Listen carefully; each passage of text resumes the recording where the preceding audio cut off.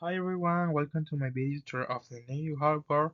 I am going to show you some of the most important places in my area using preposition and adverb to frequency. This is workplace is very close to the main avenue, so it's easy to get around. I always go to work here.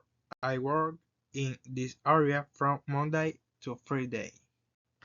This is the neighborhood shop.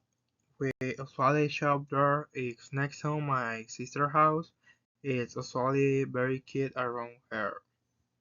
Now let's go to my dad's house. It's very close, so it's very cute. Sometimes I stop by his house on my way home from work to say hello. He stay here all day. Finally, I showed you the Olympica supermarket. It's a large supermarket located by the gas station on the corner. The truth is, I almost never shop here because it's far away. I prefer the small neighborhood shops, but the place has good price.